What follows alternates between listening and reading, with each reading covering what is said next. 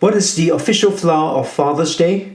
The official flower of Father's Day is the dandelion, because the more it is trampled upon, the better it grows.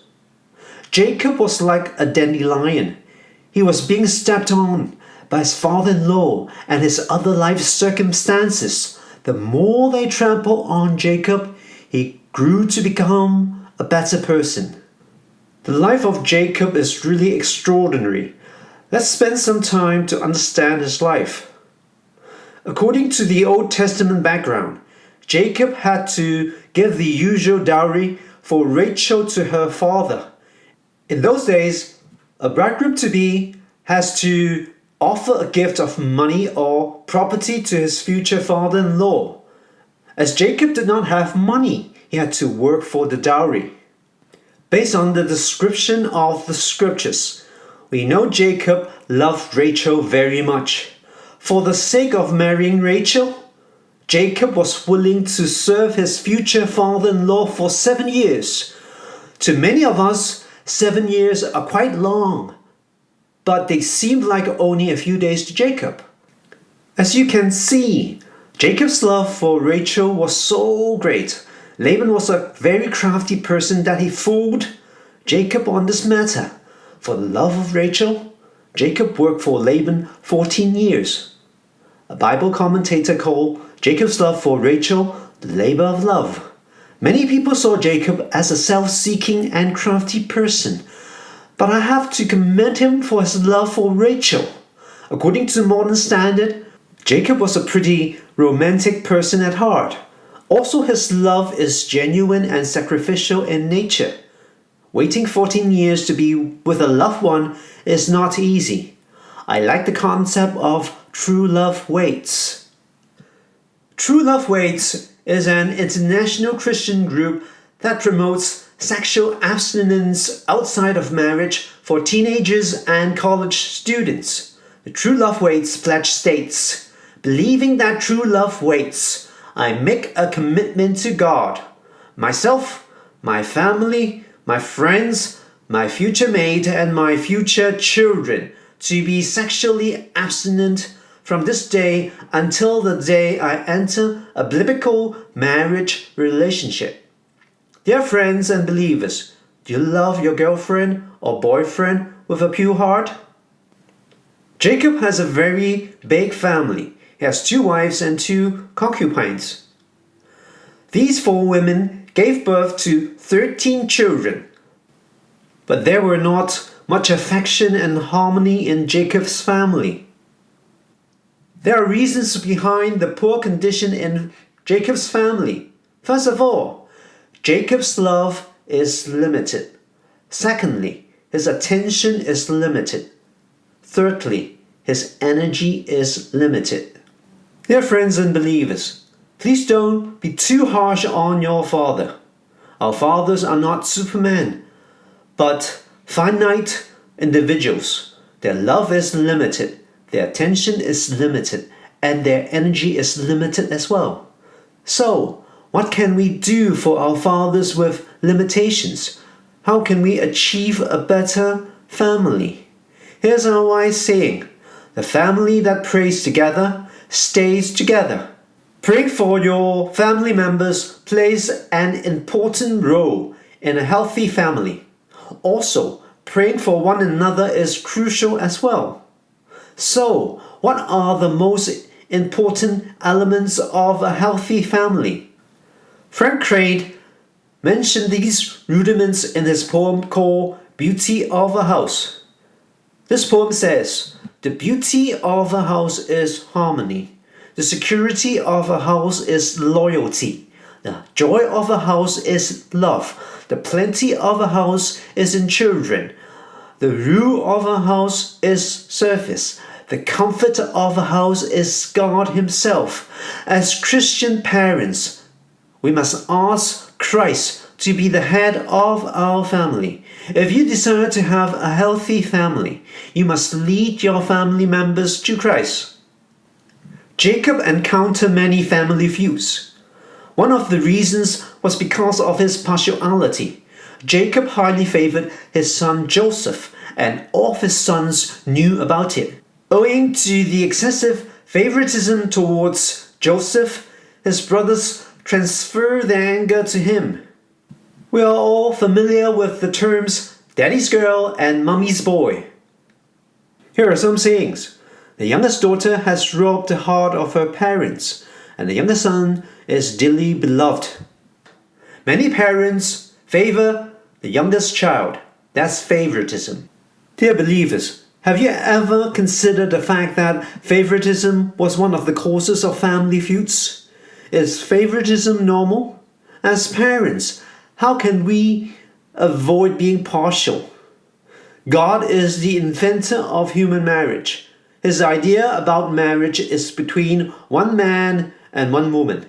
The saddest thing is that human beings go against divine design and will, and polygamies are one of the many rebellious ways that offended God.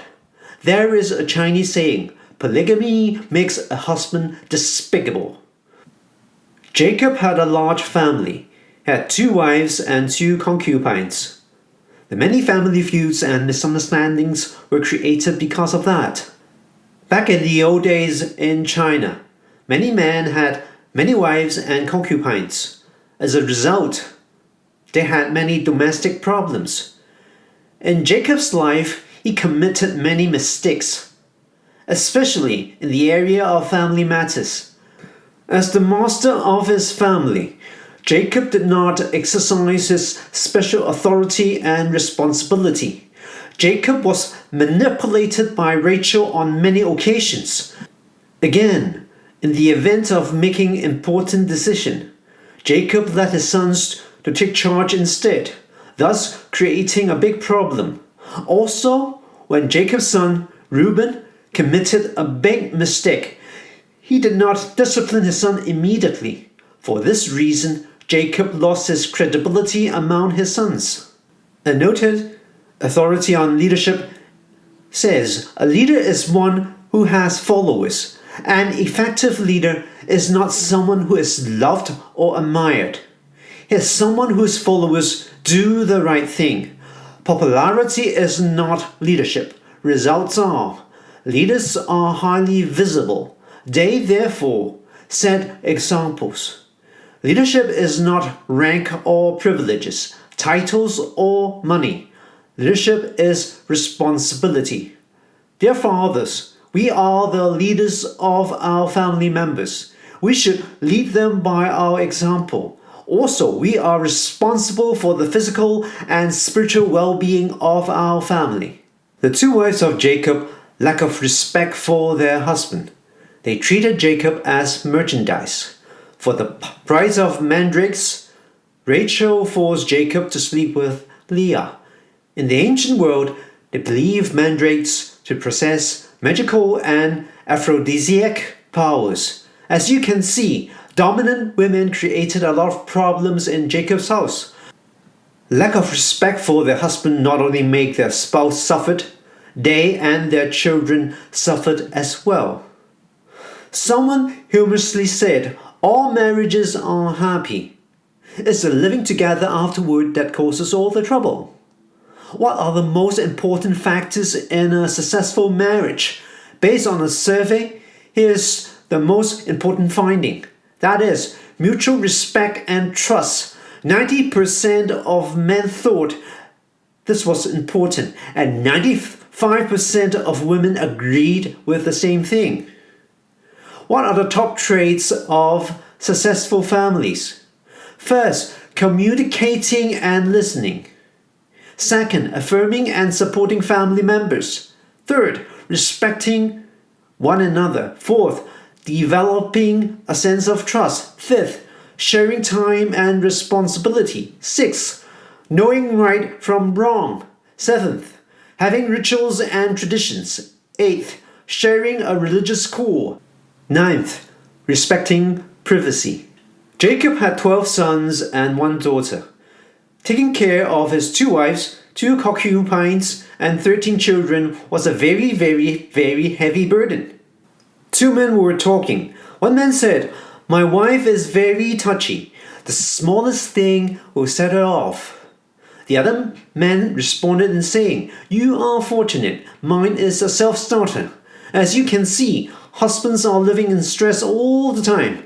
Based on an old survey, women could live longer than men.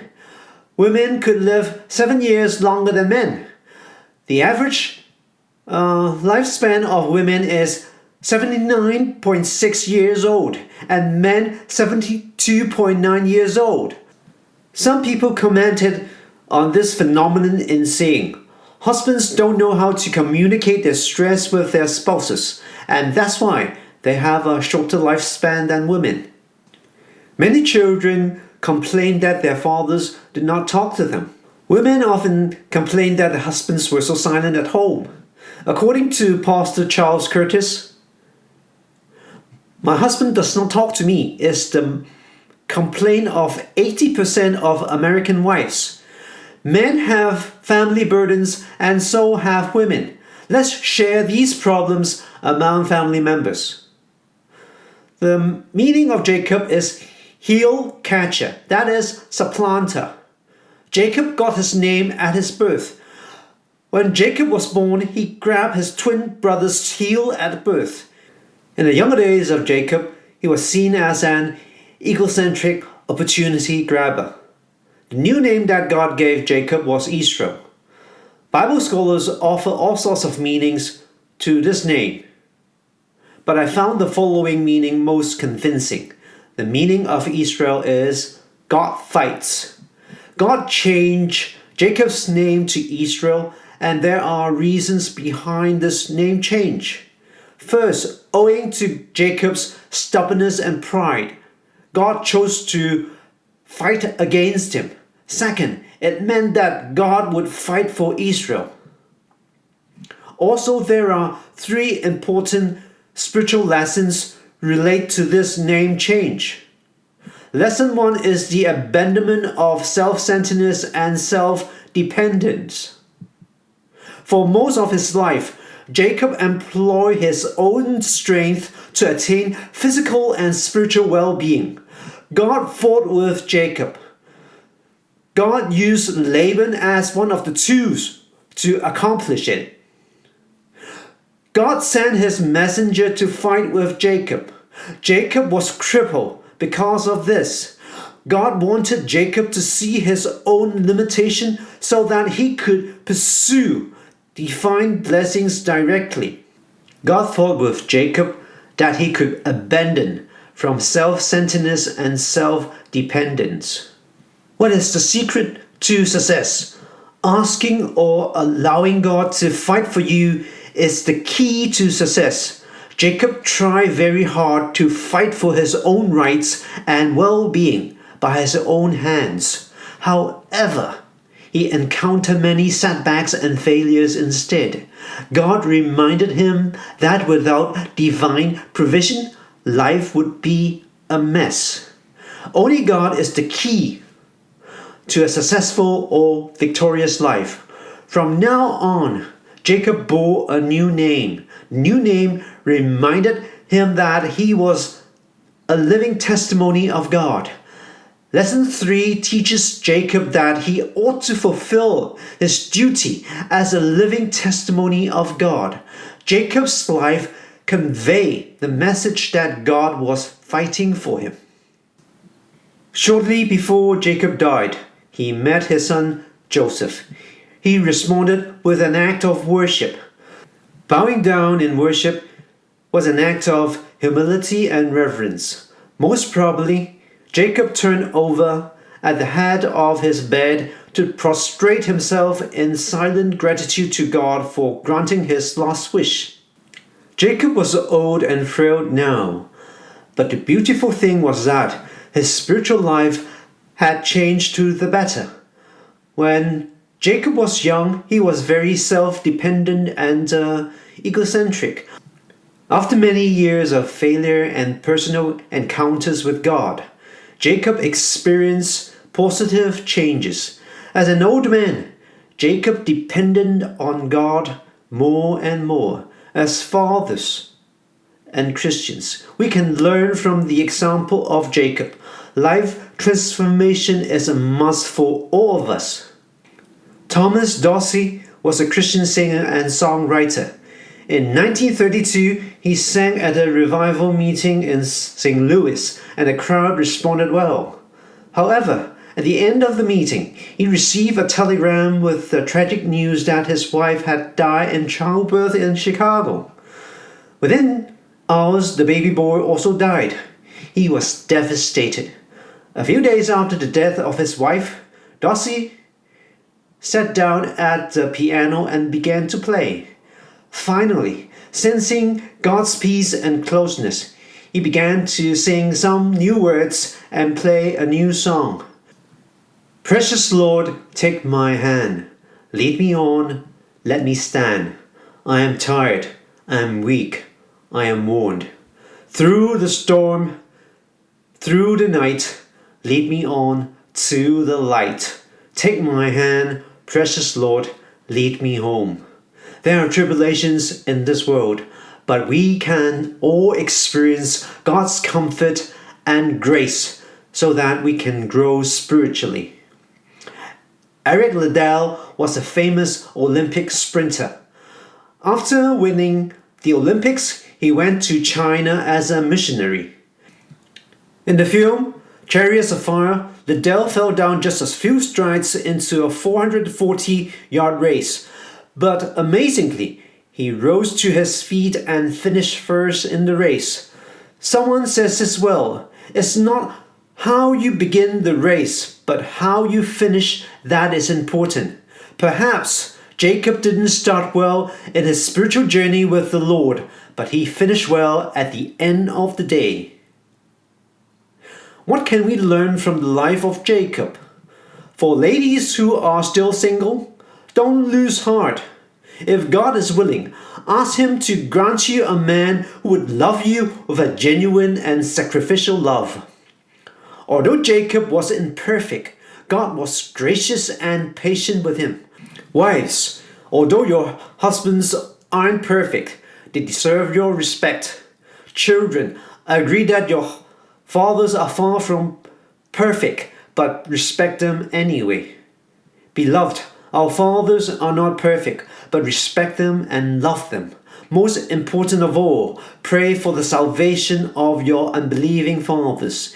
If they are already believers in Christ, pray for their spiritual growth. As fathers, let's encourage one another and pray for one another, that we can change for the better. Most important of all, let's change for the sake of God's kingdom.